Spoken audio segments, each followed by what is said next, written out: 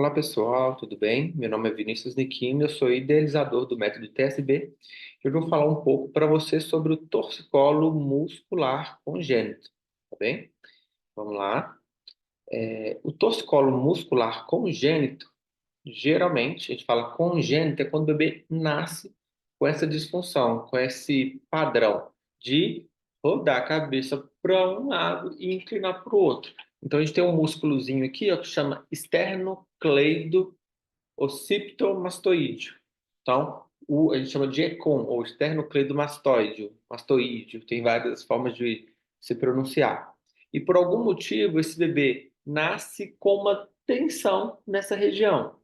E aí pode ser pelo posicionamento que ele ficou dentro da barriga da mamãe, pode ser pela forma dele sair de dentro da barriga da mamãe, seja pelo parto normal ou pelo parto cesárea. Então, por exemplo, às vezes o bebê tem que fazer uma rotação e uma inclinação grande que traciona isso. E aí o que que o músculo faz como forma de proteção? Entra em espasmo. Que ele contrai, e no adulto a gente chama isso de torcicolo também. E aí o bebê não consegue sair dessa posição. Então, aqui, assim como está aqui, causas possíveis, exposição intrauterina, o parto, né, partos intensos, a forma de retirar, o uso de recursos como fórceps, ventosa. E quando a gente fala dessa retirada traumática, a gente pode estirar esse plexo braquial que está nessa região aqui.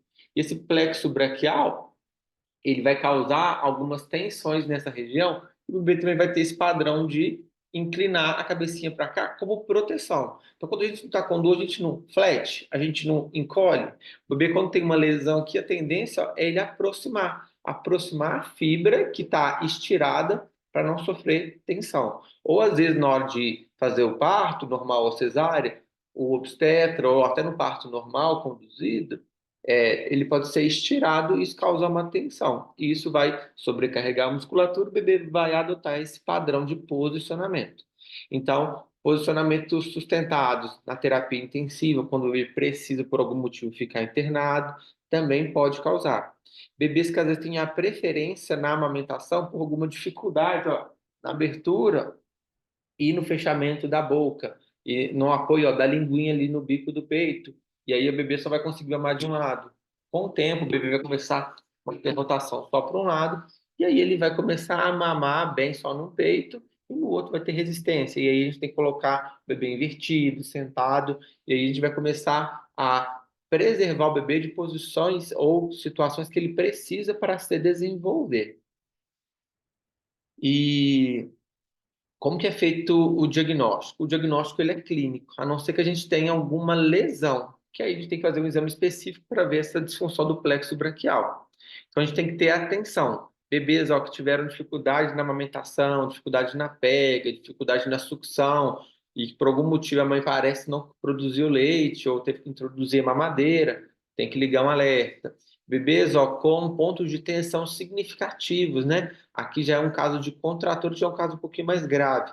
Geralmente a gente já consegue observar esses padrões sutis. E quando a gente tem esse diagnóstico precoce, a gente consegue evitar os padrões de assimetria craniana, assim como já tem nossa aula sobre assimetrias, que está muito associado com o posicionamento do bebê com a cabecinha sempre na mesma posição, a gente consegue minimizar ou fazer com que essas assimetrias não aconteçam.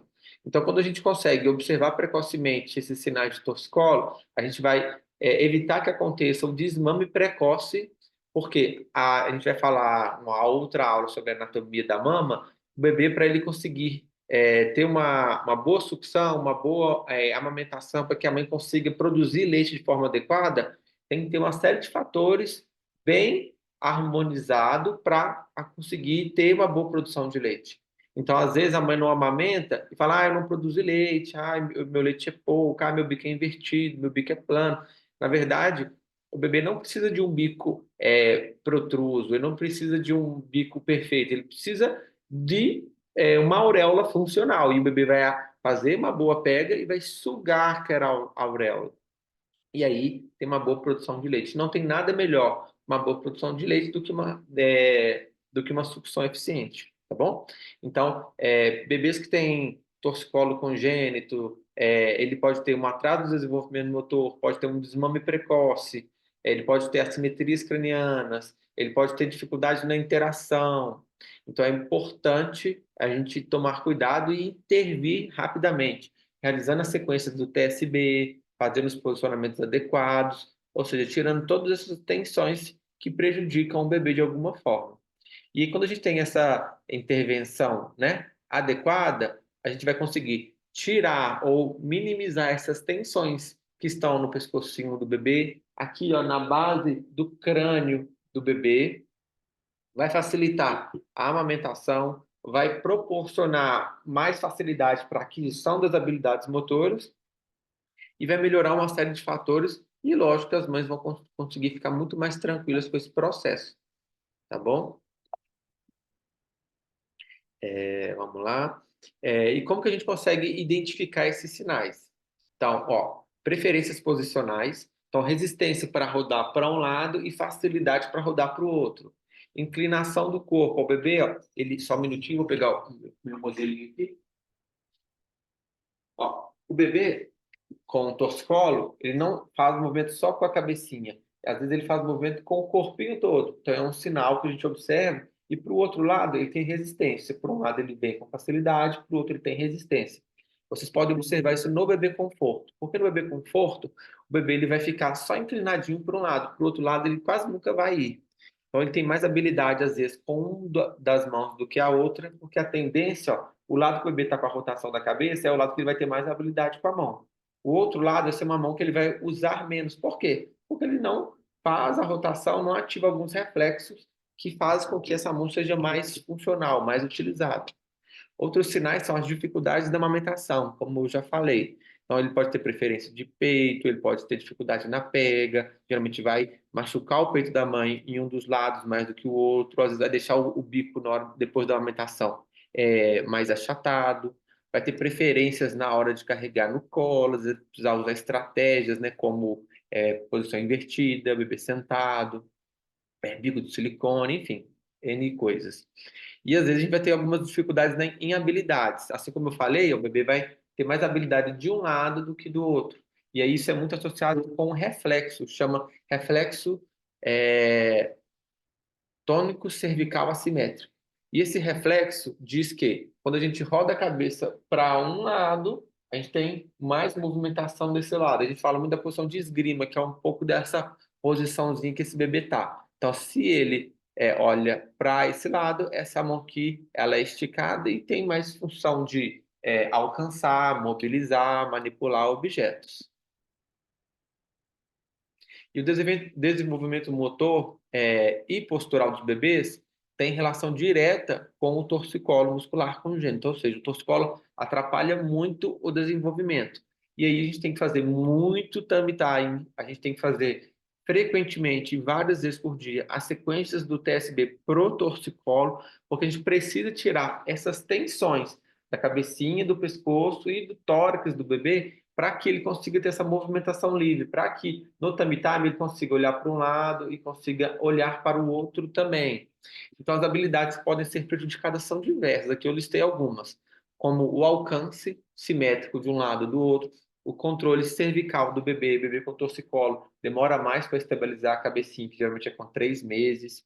Ele não consegue fazer com facilidade a esfinge, porque ele vai ter mais força de um lado do que do outro. Ele não vai conseguir pivotear, tem mais dificuldade para um lado, mais facilidade para o outro. Ele vai rolar mais para um lado do que para o outro. Na hora de sentar, ele vai ficar mais desabado para um lado, vai ter dificuldade de um bom controle. Arrastar, vai ser um arrastar mais difícil, mas em C, ele vai mais tortinho. O quatro apoios vai ficar prejudicado. O quatro apoios ficando prejudicado, né, que é o bebê ficando de quatro, assim, ó, ele também vai engatinhar torto, ele vai engatinhar assimétrico. E aí vai alterar toda a mecânica de formação ou alinhamento dos membros. Então, o bebê vai ter dificuldade de andar, de saltar. Então, é importante que a gente trate o torcicolo no início, e a gente observe e consiga perceber e diagnosticar isso no início. Outras questões que pode causar estrabismo. O olho, a movimentação do olho também é associado com músculos. Então, a gente olha para cá, a gente vai usar mais a musculatura que faz essa abdução para desse lado, para esse lado. Se a gente não usa muito para o outro lado, a musculatura fica fraca. Então, pode levar a esse estrabismo. a interação com o ambiente vai ficar prejudicada, porque ele vai ter mais restrição, preferências, e às vezes até a falta de coordenação numa criança, no adolescente, porque naquele início onde a criança era para fortalecer, estabilizar e estimular essas capacidades proprioceptivas, vai ficar prejudicada também. Então, o tratamento ele deve ser associado com posicionamentos respeitosos. Quando eu falo posicionamentos respeitosos, não é para forçar. O bebê ele tem que ficar na posição confortável. E a gente cria situações para o bebê aceitar essas posições de forma agradável. Ou seja, a gente vai colocar o bebê no tummy-time, na posição de alongamento, sem o bebê sofrer, sem o bebê chorar. Então, quando a gente fala de respeito nos posicionamentos, é isso. O bebê não pode estar sofrendo, chorando.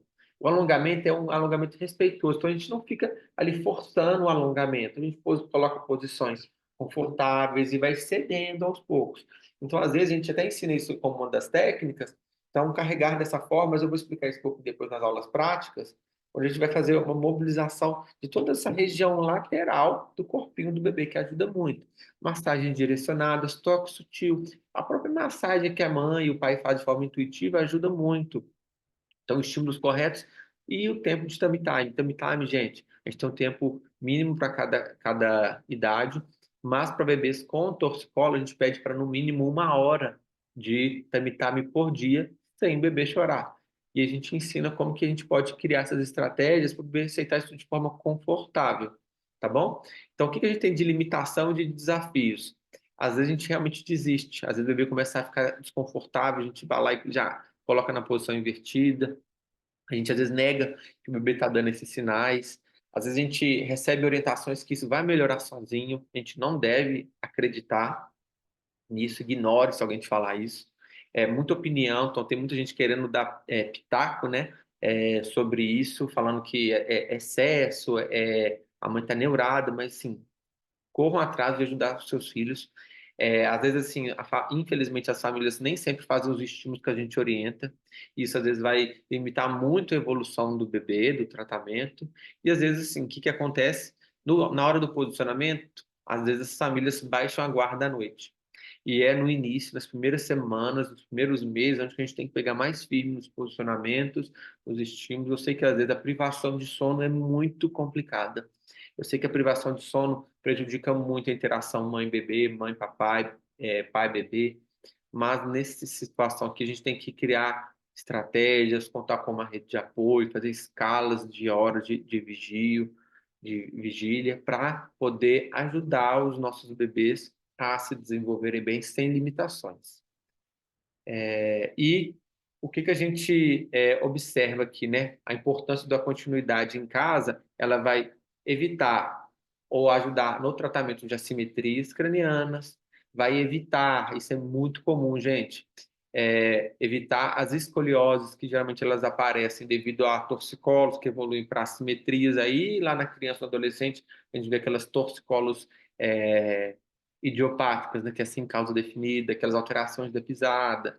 Então, o bebê que às vezes não faz as recomendações que a gente orienta, né, que os pais façam com os bebês, eles não vão aceitar alguns estímulos, vão ficar um pouco atrasados nesse desenvolvimento. Tá bom? Agradeço vocês por terem assistido a aula. A gente se vê nas próximas aulas, nos próximos módulos.